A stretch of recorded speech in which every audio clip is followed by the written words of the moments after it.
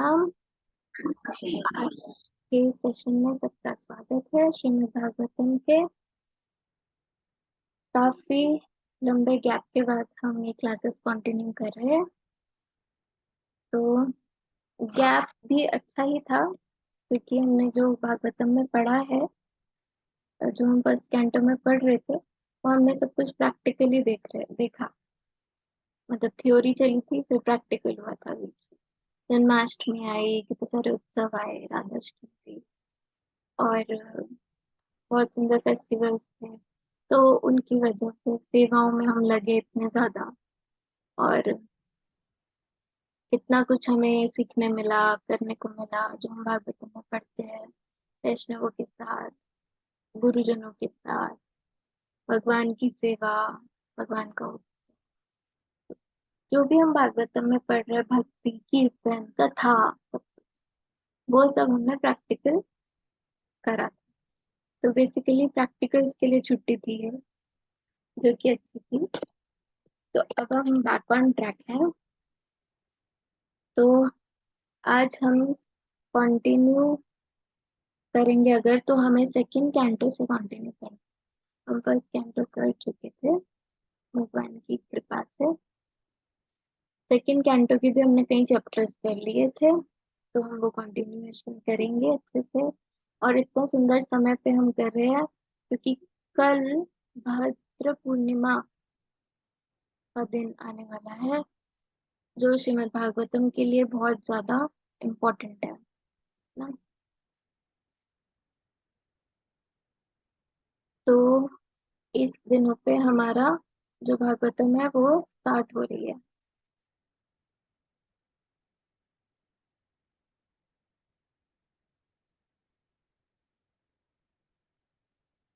तो आज हम बेसिकली कुछ रिवीजन करेंगे कि हम क्या क्या कर रहे थे, और जो हमने मिस किया था पिछले सेशन में, एक बहुत इम्पोर्टेंट कथा थी, तो वो भी हम आज लेंगे।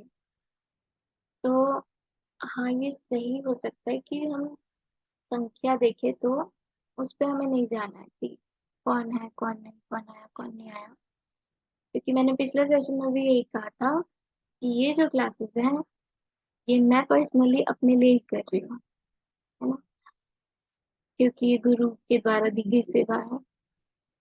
तो हमें नंबर्स पे नहीं जाना है, हमें स्वयं का खुद ही देखना है कि हम खुद आना चाहते हैं, हम खुद श्रवण करना चाहते हैं, खुद पढ़ना चाहते हैं या नहीं। ठीक है। तो चाहे 100 लोग हो या चाहे एक व्यक्ति हो, नंबर्स मैटर नहीं करते, है ना। तो इसी के बेस पे ही आज की कथा भी है कि नंबर मैटर नहीं करता, कि कितने लोग, किसकी कथा में कितने लोग होते हैं, क्या होता है।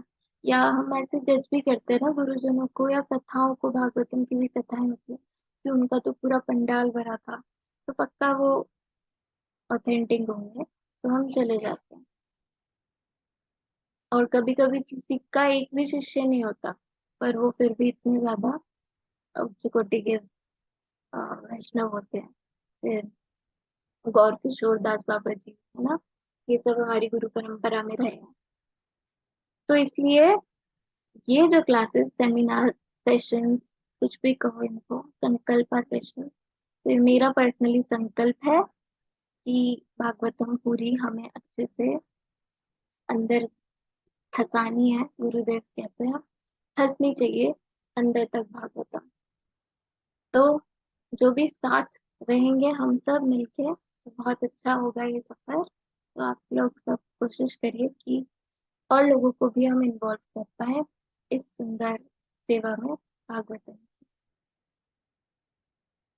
तो थैंक यू जिन्होंने ज्वाइन किया, उनके लिए।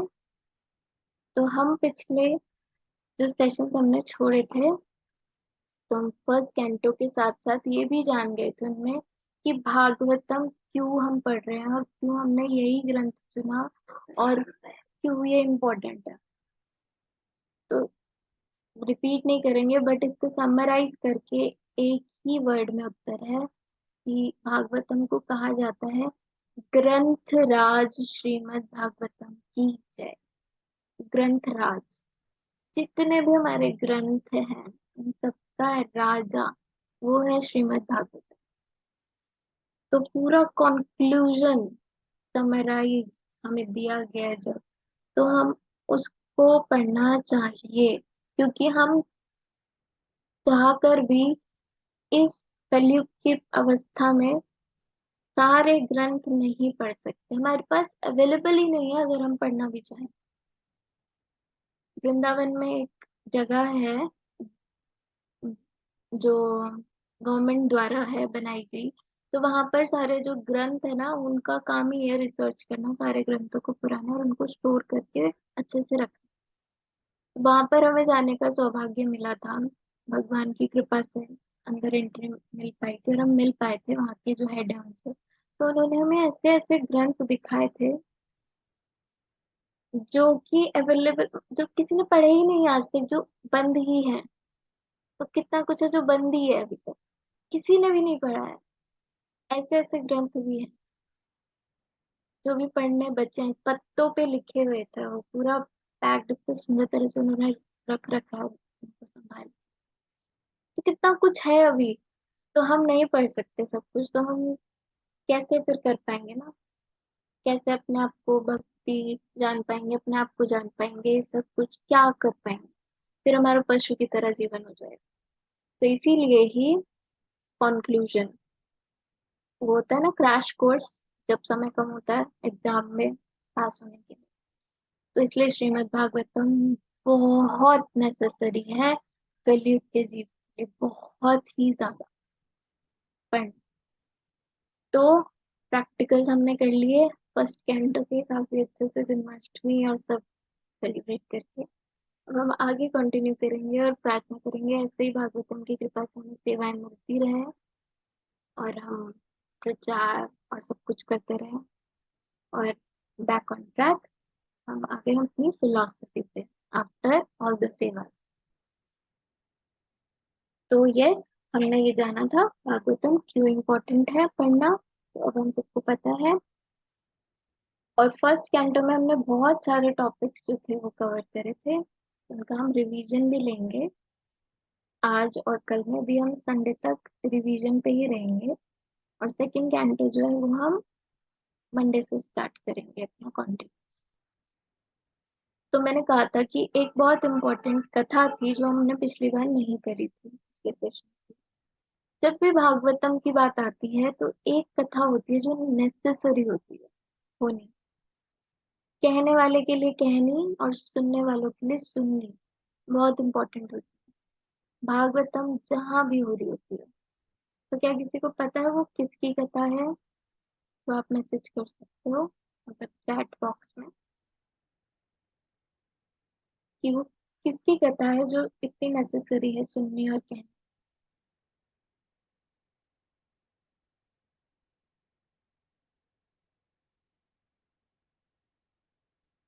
नहीं,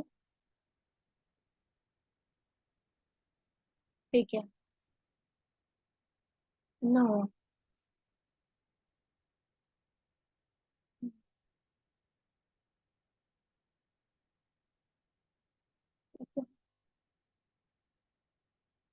तो वो कथा है, नहीं, वो कथा है आत्मदेव की।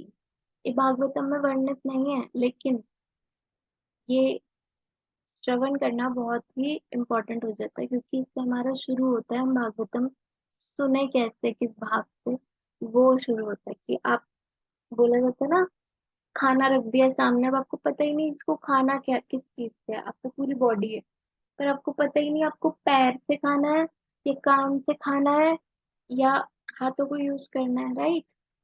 तो फिर वो थाली को देखते ही रह जाएंगे। उसी तरह से भागवतम हमारे सामने है, सब कुछ है, सब रेडी है, पूरा सेटअप है, मंडप है, सब कुछ है, लेकिन हमें यही नहीं पता कि इसको सुनना कैसे है क्या। तो फिर वेस्ट हो जाता है वो, मतलब वेस्ट मतलब उतना इफेक्ट जो मेन है भागवतम का वो नहीं आता, राइट? श्रवण कैसा होना चाहिए वो हमें पता चलता है। तो वो कथा है गोकर्ण की, ठीक है। और अभी तो हो रहा है सेशन, बट आगे के लिए रिक्वेस्ट है कल से हम ये टाइम निकालना शुरू करें, 9 से 9:30 के बीच का, और वीडियोज ऑन करने का कोशिश करें। पिछली बार भी मैंने रिक्वेस्ट करी थी। ठीक है, तो वो कथा है गोकर्ण की। तो आई होप सब लोग अभी के लिए, इस समय के लिए, जो भी आप कार्य करें ना, थोड़ी देर का ब्रेक ले लीजिए, 15 मिनट्स का, 20 मिनट्स का, और एक रूम में जाकर श्रवण कीजिए बस। ये समय हमें निकालना चाहिए प्लीज।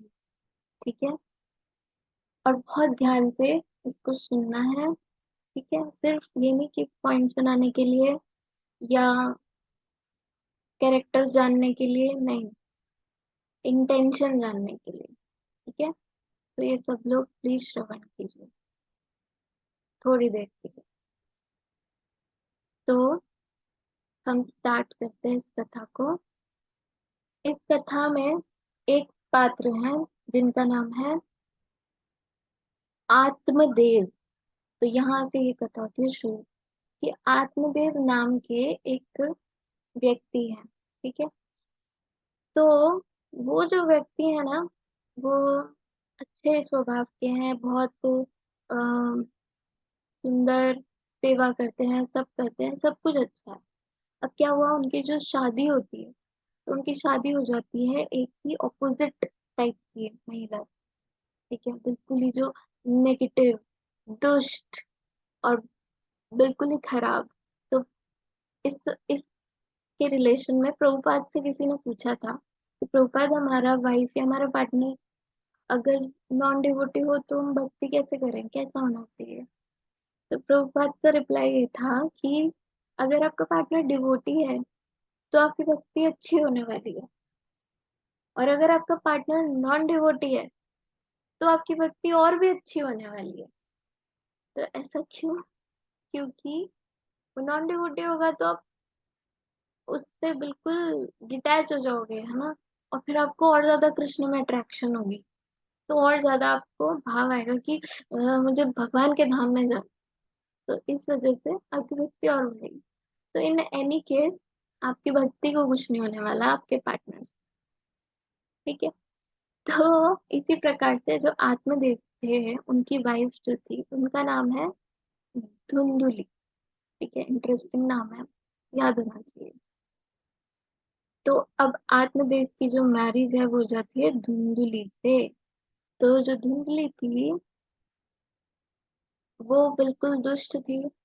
तो आत्मदेव जो थे वो बेसिकली ये चाहते थे कि और कुछ नहीं तो मेरा एक सुंदर सा पुत्र होना चाहिए, जो एटलीस्ट जब मैं चला जाऊं तो मेरा श्राद्ध कर पाए। जैसे हम जानते हैं कल से श्राद्ध भी शुरू है ना, तो जो मेरा श्राद्ध कर पाए, ऐसा एक पुत्र हो जाए। तो मैं बेसिकली बोलते हैं ना, पुत्र जो आपको पूना नर्क से तार दे। तो इसीलिए भी इच्छा करी जाती थी कि एक पुत्र हो जो मेरा श्राद्ध करे, ताकि मैं जो मुक्त हो जाऊं, मुक्ति मुझे मिल जाए, अच्छे से मेरा जो साइकिल है बर्थ डेथ की वो ठीक हो जाए। तो ये चाह रहे थे वो बस उससे। तो उसने रिक्वेस्ट करी आत्मदेव ने धुंधली से। तो धुंधली तो खैरी दुष्ट और बिल्कुल ही नेगेटिव, मना कर दिया स्ट्रेट, नो, मेरे को तो फिगर खराब हो जाएगा, ये हो जाएगा, वो हो जाएगा, मैं नहीं रेडी, मेरे को नहीं करना अभी। तो इस प्रकार से शी वॉज नॉट रेडी, तो उन्होंने इनकार कर दिया पुत्र देने से। अब आत्मदेव बहुत परेशान थे इस बात से कि मैं क्या करूं, एक तो मेरी वाइफ ऐसी, ऊपर से मेरे पास पुत्र भी नहीं कोई कि मैं उसको भक्त बना पाऊं या समय बीते कुछ तो हो। तो वो बहुत परेशान और निराश होकर एक नदी के पास जाने लगे दिन के टाइम। हाँ, तो वहां पर जब वो गए तो वहां पर उन्होंने देखा, बेसिकली वो बहुत अपसेट थे कि उनका इतना मन था कि मैं सुसाइड ही कर लूं, मेरे जीने का फायदा ही नहीं है कुछ। तो उसी समय पे वहां पर उनको एक बहुत ही सुंदर संत मिले। ठीक है, तो जो उनको वो मुनि मिले थे, तो वो उन्होंने सोचा कि ये मुनि क्या पता मेरी प्रॉब्लम सॉल्व कर दे। तो उन्होंने मुनि से बोला कि ऐसे ऐसे मेरे को इशू है। मुनि ने भी पूछा आप बहुत परेशान लग रहे हैं, तो क्या किया जाए? तो मुनि ने बेसिकली उनकी प्रॉब्लम सॉल्व करने के लिए, हम बहुत शॉर्ट में कर रहे हैं ये कथा, ठीक है, क्योंकि हमने देखा ना, ये जो हम सेशंस कर रहे हैं ये हम शॉर्ट में कर रहे हैं, ताकि हम क्विकली थोड़ा सा जान पाए भागवतम को, कि एटलीस्ट ये बोल पाए हम एक बार तो हमने भागवतम को पूरा अच्छे से करा है। इसलिए हम शॉर्ट करके मेन मेन चीजें ही रखते हैं, वरना बहुत एक एक चीज में टीचिंग है और सीख है, ठीक है। तो हम कहाँ थे? आत्मदेव, आत्मदेव की शादी हुई धुंधुली से। धुंधुली थी नेगेटिव, तो उसने पुत्र के लिए मना कर दिया। आत्मदेव गए नदी के पास, वहां पर उनको मिल गए संत, जिनसे उन्होंने डिस्कशन किया। तो वो उन्होंने उनको बोला कि आप ये क्यों चाहते हो, जब आपके भाग्य में नहीं लिखा पुत्र सुख, तो आप क्यों बार बार उस चीज के पीछे पड़े हो? आप भगवान की नियति को क्यों पलटना चाहते हो जबरदस्ती? कोई रीजन होगा ना, नहीं है आपके उसमें पुत्र सुख, को छोड़ दो उसको, क्या उसके पीछे पड़ रहे हो? आप भक्ति करो, ये करो, वो करो। लेकिन नहीं, वो जिद, मुझे चाहिए, नहीं मेरे को, मैं कुछ चाहिए। तो फिर जब उन्होंने बहुत विनती करी मुनि से, मुनि ने उनको बहुत समझाया भी। भागवतम में एक आगे हम पढ़ेंगे तो कथा आएगी चित्रकेतु महाराज, उन्होंने सेम चीज करी। उनको भी पुत्र चाहिए था, उन्होंने भी हट करी एक संत से कि मुझे चाहिए चाहिए, और संत की कृपा से, साधु की कृपा से उनको पुत्र प्राप्त हो गया, जिसका नाम नारद मुनि ने हर्ष शोक रखा था। मतलब तुम्हें हर्ष भी देगा, वो थोड़े समय के लिए खुशी देगा, और बाद में शोक ही शोक देगा। उसने बहुत भैया शोक दिया, तो बहुत बुरा हाल हुआ था चित्रकेतु महाराज। तो उन्होंने ये भी उनको समझाना चाहा कि आप जानते हो ना उनके बारे में, उनके साथ ऐसा हुआ, फिर भी तुम ऐसा चाहते हो आत्मदेव। तो आत्मदेव तो वॉज लाइक, नहीं, मैं तो चाहता हूँ। अब जब नहीं सुनोगे साधु की तो फिर गड़बड़ हो जाएगी। तो जो साधु थे उन तो कृपा करनी थी। तो जैसे हम महाराज होते हैं ना, कभी कभी ऐसे ही होता है, हम महाराज से बहुत जिद करने लग जाते हैं किसी चीज के लिए, नहीं मुझे ये चाहिए, मुझे ये करना है, अपने सीनियर्स से कि नहीं नहीं, मुझे मुझे ये ठीक लग रहा है ना, मेरे को ये करने दो। उनकी नहीं सुनते, वो वेट करने को बोल रहे हैं या किसी चीज के लिए बोल रहे हैं कि अभी नहीं है ये, उस समय नहीं, अब भी मुझे चाहिए चाहिए चाहिए। तो इसीलिए कहा जाता है धैर्य और साधुओं की हमें बात माननी है, ठीक है। तो उन्होंने नहीं सुना, तो फिर क्या हुआ?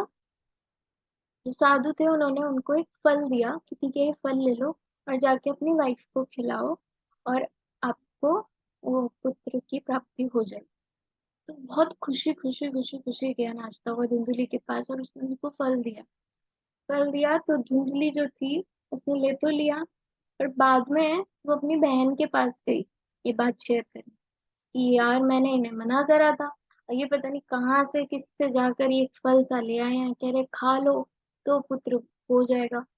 अब बताओ, मेरे को तो करना ही नहीं है ये पुत्र का झंझट, मेरे को तो ये सब अवस्था से नहीं गुजरना, इतना टेंशन, इतना ये सब मुझे नहीं पसंद है। अब क्या था, उनकी जो बहन थी वो भी पूरी उसकी जैसी दुष्ट। अब वो बाई चांस उस समय पे ऑलरेडी गर्भवती थी, और वो गर्भवती कैसी थी कि वो पुत्र, वो जो बच्चा था वो चाहती नहीं थी, मिस्टेकनली हो गया। तो वो पहले ही अपनी पोजीशन से परेशान थी। तो जब उसने अपनी बहन की बात सुनी, तो उसने फिर, वही ना, गलत संग करोगे तो गलत सॉल्यूशंस मिलेंगे। तो उसने उसको सॉल्यूशन दिया कि बहन तू क्या कर, मेरा जो बच्चा जब होगा ना, तो वो मैं तुमको दे दूंगी, तुम जाकर दे देना आत्मदेव को। और इतने समय तक ना तुम ये एक्टिंग करो कि तुमने ये फल खा लिया है, और तुम बस एक्टिंग करो कि जैसे तुम गर्भवती ही हो।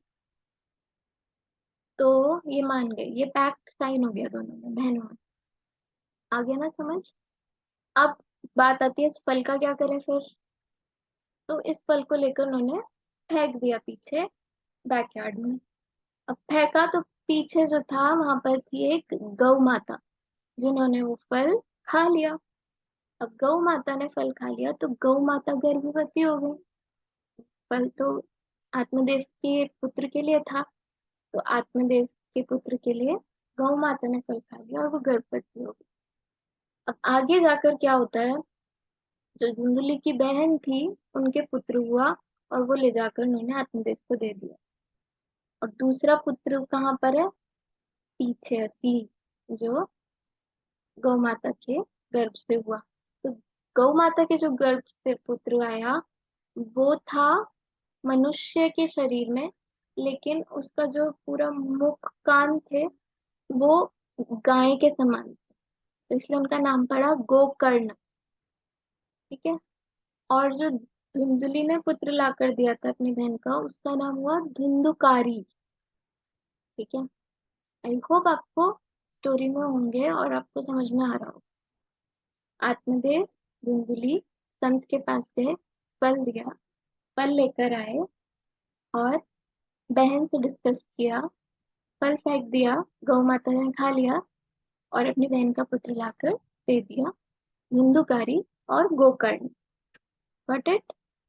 अब क्या होता है, जो धुंधुकारी था, इतना भयंकर दुष्ट बच्चा वो, उसने ऐसा कोई कार्य नहीं था गलत जो ना किया हो। सारे नियम तोड़ना, उसको खाना भी खाना है ना, तो वो कोई ना कोई गलत काम करके ही खाएगा, किसी ना किसी की हत्या करके ही खाएगा। कुछ भी करना, उसको कोई अच्छा घर दिख रहा है तो उसको जला देगा। वो इतना दुष्ट व्यक्ति कि पूछो। तो आत्मदेव इतने परेशान उसको पाकर कि ये कैसा पुत्र है, वही वाली बात होगी चित्रकेतु वाली। तो वो गोकर्ण के पास जाते हैं और बोलते हैं, मुझे ऐसा लगता है कि तुम मेरे पुत्र हो, तुम में सारे मेरे वाले गुण हैं। अब गोकर्ण को सब कुछ पता होती है स्टोरी, तो बेसिकली वो उनको डांटते ही है कि आप खुद सोचिए, आपने साधु की बात नहीं मानी, आपका ये समय आपने इतना नष्ट कर दिया, आपको भक्ति करने जाना चाहिए, आप अपना जीवन क्यों व्यर्थ करवा रहे हैं? अभी जाग जाइए, अभी चले जाइए। तो उनकी बात दिल पे लेकर आत्मदेव तो चले गए वहीं। अब बची धुंधली, वो खुद अपने बच्चे से इतना परेशान हो गई कि कैसा है, क्योंकि उसने अपनी माता को ही घर से बाहर निकालना शुरू कर दिया, और उल्टे सीधे माता के साथ ही गंदा व्यवहार कर। तो धुंधली ने इस वजह से आत्महत्या ही कर ली अपनी स्वयं।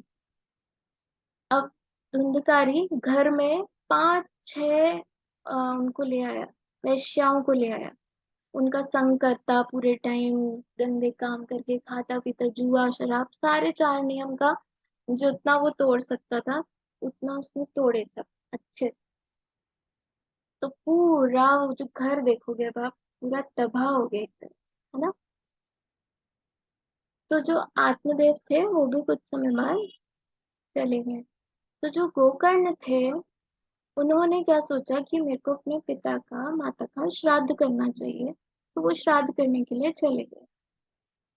अब वो करने चले गए श्राद्ध, और वो बहुत अच्छी सात्विक नेचर के और बहुत सुंदर अपने पिता पर गए। तो और एक साधु द्वारा दिए गए थे फल, द्वारा वो उत्पन्न हुए, तो उनमें बहुत अच्छे गुण थे। तो श्राद्ध करके जब वापस लौटे तो उनको क्या पता चलता कि जो धुंधकारी था, उसको जो पांच वेश्याएं थी उन्होंने ही मिलके मार डाला, जिनके साथ वो रहता था।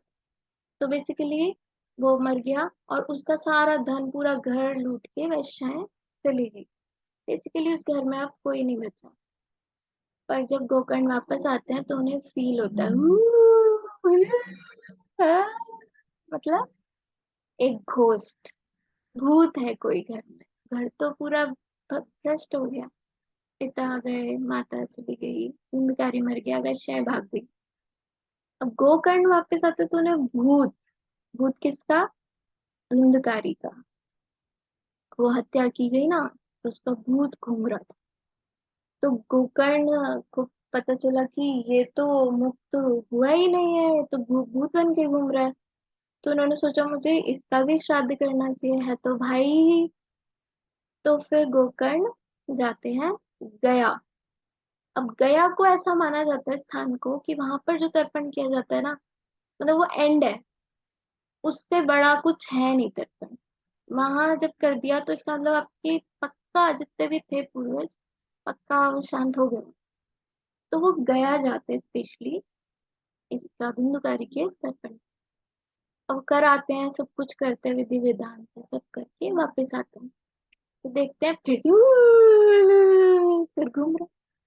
तो वो कर फिर, तो पहले भूत बन के घूम रहे थे तो समझ में आया, पर तुम अब क्यों, अब तो मैं तुम्हारा सब कराया। तो फिर वो जो था धुंधकारी वो बोलता है कि जाओ जाके बोल दो अपने ब्राह्मणों को, ठीक से नहीं किया उन्होंने पूजा वूजा, मैं तो अभी भी घूम रहा हूँ, ये क्या तरीका हुआ, मैं तो मुक्ति नहीं हुआ, जाओ जाके बोलो उन्हें ठीक से करे। ऐसे करके वो बोल देते हैं। तो गोकर्ण वापस जाते हैं।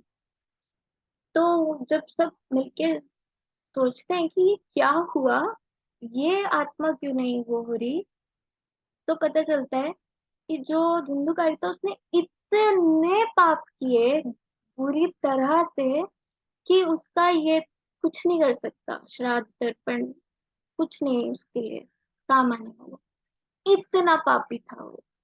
तो उसके लिए तो कुछ बड़ा ही करना पड़ेगा। अब वो बहुत परेशान भी था, पूरे टाइम ऐसे घूमे जा रहा घूमे जा रहा, इधर से उधर उड़े जा रहा, खुद ही परेशान था वो। तो गोकर्ण को भी फील हो रहा था कि इसको कैसे मुक्त करूं। तो क्या किया गया बेसिकली, उसके लिए सॉल्यूशन ये निकाला गया कि इसके लिए 7 दिन की कथा की जाएगी। और ये क्योंकि एक जगह टिक नहीं रहा है, तो उसको बताया गया जब, कह रहा मैं कैसे सुन सकता हूँ, मैं एक जगह तो बैठ नहीं सकता, मैं क्या कथा सुनूंगा। तो फिर, और मेरे पास कोई शरीर ही नहीं है, कुछ नहीं है, मैं सुनूंगा कैसे। तो बेसिकली एक बैम्बू का स्टिक रखा गया बहुत बड़ा सा, और उसमें उसको स्थापित किया गया, और उसमें 7 नॉट लगा दी गई। ठीक है। और 7 गांठें लगाकर बैम्बू में उसको बिठाकर कि तू इस पे ही बैठा रहे और ध्यान से सुना, पूरा पैक होके कथा सुननी है 7 दिन तक, और बहुत इंपॉर्टेंट है ये, इसी से उद्धार होगा। ठीक है। अब वहां पर कथा है, तो कथा में तो सब आते हैं ना, कथा में पूरा गांव आया, सब लोग आए। गोकर्ण इतने सुंदर व्यक्ति और बहुत अच्छे संत आए जिन्होंने कथा करी, भागवतम की कथा हो रही है। पहला दिन हुआ, पहले दिन में पहली गांठ टूटी फट, दूसरे दिन में दूसरी गांठ ठक, तीसरे दिन में तीसरी, चौथी, पांचवी, सातवीं, 7 दिन में सातों गांठें टूट गई अपने आप। और क्या हुआ, भगवान का विमान आया स्वयं। ऐसा नहीं कि लिखा है तो पता है, ये पूरा गांव साक्ष्य है इस बात, सबने देखा वो विमान आता हुआ। और सबने दर्शन किए धुंधकारी की आत्मा के, जिसने भगवान का सारूप्य मुक्ति, मतलब कि भगवान जैसा रूप लिया, पूरा 4 हाथ के विष्णु बनकर। वैकुंठ में जब हम जाते हैं, वैकुंठ में सबको विष्णु फॉर्म मिलती है। अगर हम लोगों को ऐसा कभी हुआ वैकुंठ जाने को किसी को, तो सब लोगों को भगवान विष्णु जैसा रूप मिलता है सेवा करने के लिए। ठीक है।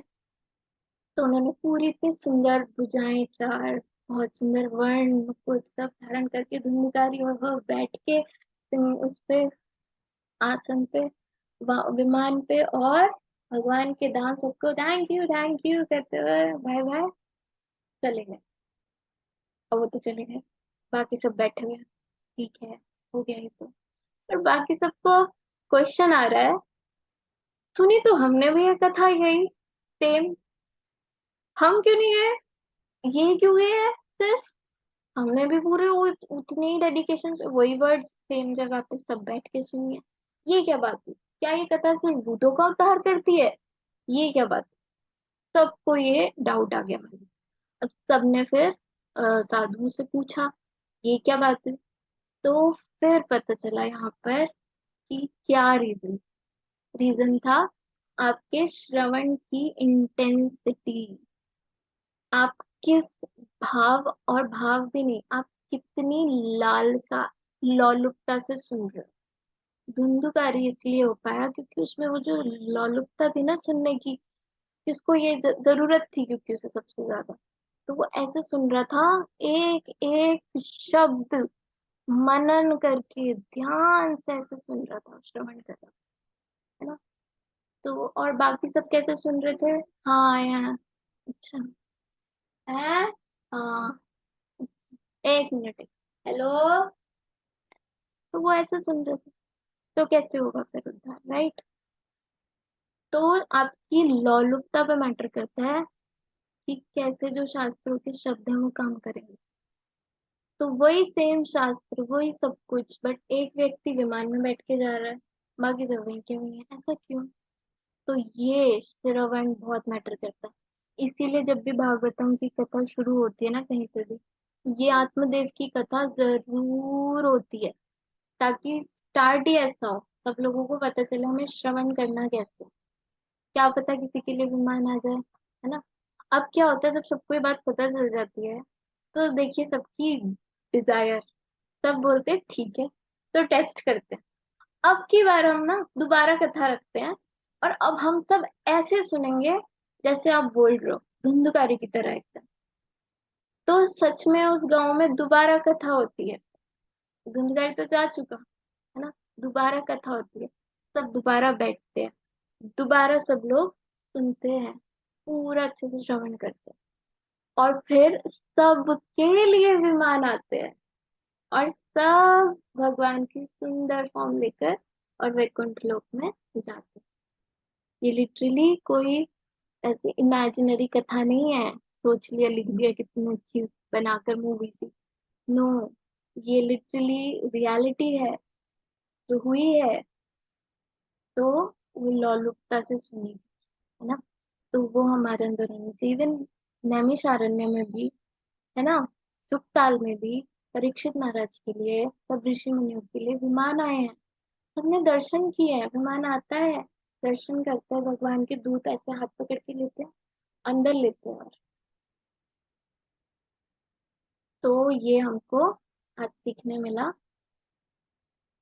कि इतने पाप कर्म करने के बाद भी भागवतम सुनने से सब अ, ध्यान से सुनने से, है ना, पूरा उनका पाप कर्म नष्ट हो गए और भगवान का धाम मिला। तो कल से हम भी कोशिश करेंगे, ऐसे ही हम भी सब श्रवण करें, राइट, समय निकाल के और ध्यान से। तो आज तो समय हो गया, आई होप आप सबको ये कथा याद रहेगी, नोट्स बना लेना ताकि याद रहे। ओके, तो सबको हरे कृष्णा, धन्यवाद, प्रणाम, श्रीमद् भागवतम की जय, धुंधकारी गोकर्ण की जय। तो एक क्वेश्चन आया है, ये क्वेश्चन हम कल के सेशन में लेंगे मोहिनी माता जी को। ओके। वांछा कल्पतरुभ्यश्च कृपा